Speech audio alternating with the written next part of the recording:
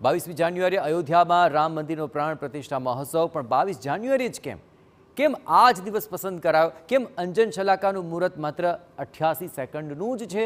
આવા અનેક સવાલ છે અને તમને જાણીને ખૂબ ખુશી થશે કે મુહૂર્તને લઈને સલાહ આપનારાઓમાં અમદાવાદનો 21 વર્ષીય મુહૂર્ત શાસ્ત્રી પણ છે. નામ છે તેમનું વિશ્વ વોરા, જેની સાથે TV9 કરી ખાસ વાતચીત.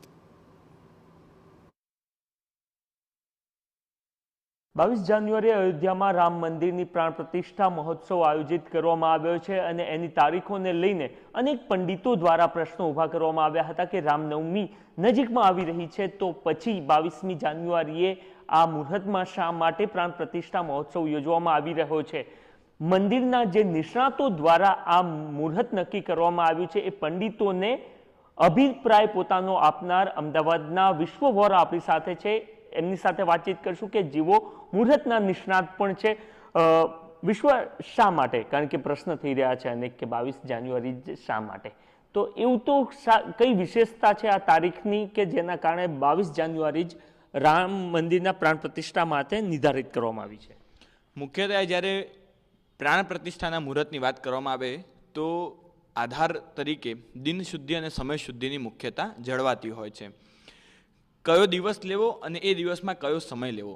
જ્યારે આપણે રામનવમીની વાત કરી 17 એપ્રિલ 2024ના રોજ રામનવમીનો શુભ દિવસ છે, પરંતુ એ દિવસ જે રાશિ સાથે, જે દિશા સાથે અને જે અનુકૂળ સંયોગો સાથે જોડાવો જોઈએ તે ન જોડાતા 22 જાન્યુઆરી નક્કી કરવામાં આવી છે.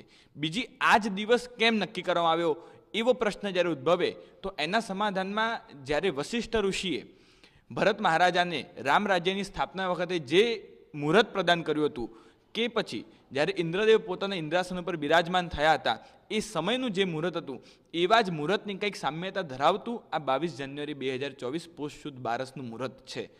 આ મુહૂર્ત ખૂબ જ નિર્દોષ, શ્રેષ્ઠ અને સૂક્ષ્મ પ્રબળતા ધરાવનાર મુહૂર્ત છે અને આ મુહૂર્તની અંદર મૃગશીર્ષ નક્ષત્રના સંયોગથી જે મધ્યાહ્નમાં અભિજીત નામનું મુહૂર્ત અને એમાં પણ જે 12:22 થી 12:33 દરમિયાન જે મેષ લગ્નની અંદર વૃશ્ચિક નવમાંશ, સ્થિર નવમાંશ શ્રેષ્ઠ કક્ષાનું આવી રહ્યું છે, તેની અંદર થનારું મુહૂર્ત એ જેવી રીતે કે જાતકનો જન્મ થાય અને એની જન્મકુંડલી એના આખા જીવન ઉપર અસર પાડતું હોય છે, તેવી જ રીતે આ સમયમાં, સૂક્ષ્મ સમયમાં થનારી પ્રતિષ્ઠા એ ભારત ઉપર, ભારતીય સંસ્કૃતિ ઉપર અને સનાતન ધર્મ ઉપર એક ખૂબ જ સચોટ અસરકારક થઈ રહેશે. તો અંજન શલાકા માટે માત્ર 88 સેકન્ડ અને એટલું જ આમ સામાન્ય સંજોગોમાં એટલું જ હોય છે કે પછી આ 88 સેકન્ડમાં જ એ વિધિ પૂર્ણ કરવાની રહેશે? જી, 88 સેકન્ડનું આ જે મુહૂર્ત છે તે નવમાંશ અષ્ટક વર્ગ દ્વારા નીકાળવામાં આવ્યું છે, જેના અંદર સૂર્ય, ચંદ્ર, ગુરુ, શુક્ર, શનિ વગેરે બધા જે મોટા ગ્રહો છે તે યોગકારક બની રહ્યા છે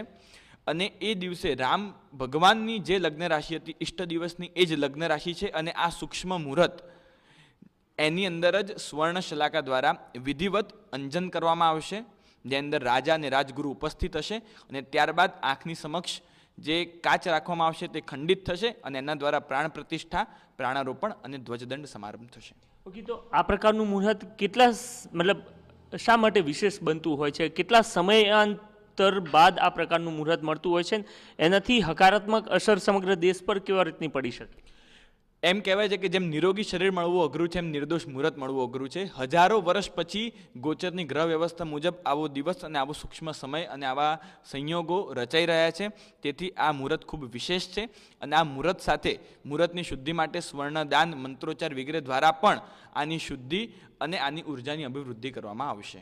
ઓકે, તો પોતે નિષ્ણાત છે અને એમનું સ્પષ્ટ કહેવું છે કે આ પ્રકારનું નિર્દોષ મુહૂર્ત વર્ષોની રાહ જોયા બાદ પ્રાપ્ત થતું હોય છે અને એ મુહૂર્ત 22મી જાન્યુઆરી આવી રહ્યું છે અને એ જ દિવસે ભગવાન શ્રી રામના મંદિરનો પ્રાણ પ્રતિષ્ઠા મહોત્સવ યોજવામાં આવશે અને અંજન શલાકાની જે વિધિ છે એ માત્ર ને માત્ર 88 સેકન્ડમાં પૂર્ણ કરવામાં આવશે.